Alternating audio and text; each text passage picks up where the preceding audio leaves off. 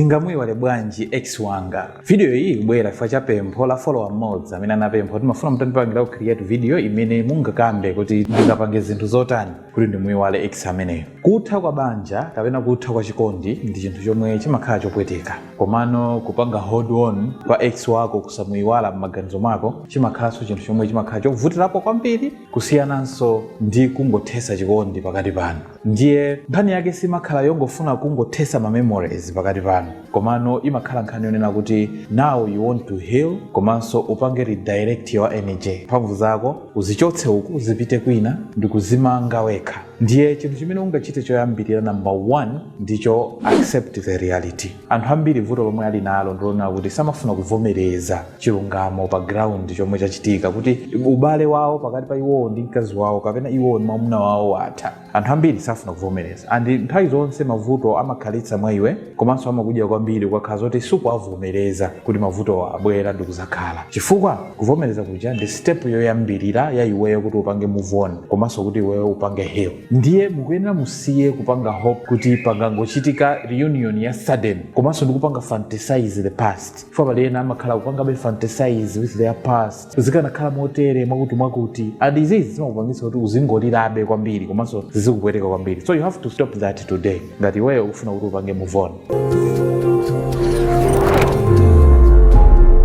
Komanso njira ina imene mukuyenera muitsatire kuti muiwale ex wanu ndiko kupanga cut off or limit contact. Mukuyenera njira zonse zimene iniyo mumalumikizirana ndi ex wakoyo muzidule. Chifukwa pali ena abe amapezeka kumpangabe stalk ex uja, kumpanga follow kaya ndi ma status. So mukuyenera mupange unfollow komanso mupange mute ma social media. First zimene zimasiku ano ndi njira zomwe zimatipangitsa kuti tikhalibe in contact ndi munthu wina. So mukuyenera kuti muzidule njira zonsezi. Ngati kubloka kuja kuli necessary you have to do that. Chifukwa anthu ena amakanika kumbloka ndikumape kupezeka zoti zikungwadya abe m'maganizo mwawo. Komanso you have to avoid mina ma calls kaya ndi ma text zimene zimakuthandizirani kuti niyo mupange move on. So you have to create a space to heal without constant reminders. Muzipezere nokha space yoti mupange heal osati mukhale pa situation yomwe pazichitika zinthu zoti zikukumbutsani. Komanso chinthu china cha number 3 chomwe mukuyenera muchichite kuti chikupangitseni noko muiwala ex wanu ndicho kupanga remove ma triggers. Tikati ma triggers ndi zinthu zomwe zimakupangitsani kuti niyo muzinkumbukira ex wanuyo. Kupezeka zoti banja linatha koma ena ake ringi kana libe pachala sakufuna kuichotsa. Kaya banja linatha, chikondi chinatha komano muli ndi zithuzi kaya muli ndi mphatso.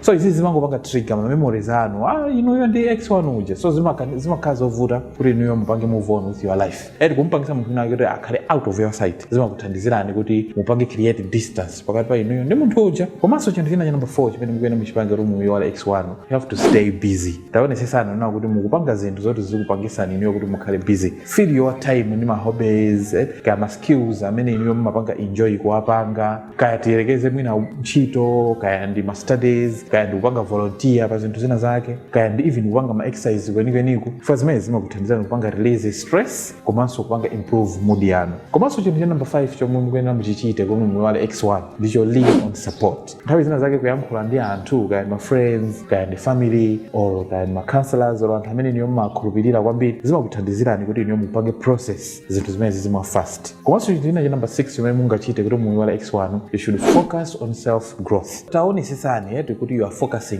kuti mukula bwanji inuyo. Pali zambiri zoti mukule whether mentally kaya ndi physically kaya ndi spiritually.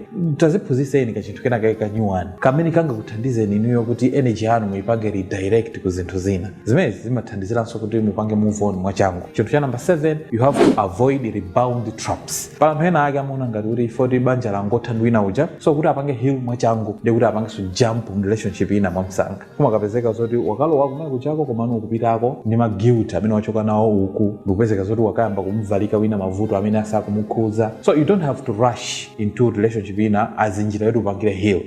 Apapa ambiri amakhala kulakwitsa komano uzipita kumene kuchako uli healed bwinobwino. So take your time, heal yourself kuti munthu wina uja zinthu zisakampanga affect zinthu zoti zikumukhuza. Komanso chinthu china cha number 8 chimene mungapange kuti muyiwale ex wanu mwachangu ndicho forgive and let go. Akuluakulu kukhululuka kuja sikufoka, komano sometimes kukhululuka kumakhala iwenso mwini wake ukuzichitira ubwino eti ukuzipanga set free iweyo. Chifukwa ukamapanga hold on ma grudges umakhala ngati wazisetsa chimtolo chimene chikhale chikulemetsa pa ulendo onsewo, komanso zimakupangisa kuti iweyo should tie yourself to your past. So sometimes you have to forgive, let go and move on. Komanso chinthu china chimene mukuyenera mudziwe nchonena kuti kumuyiwala ex wako suti zingangochitika pompo.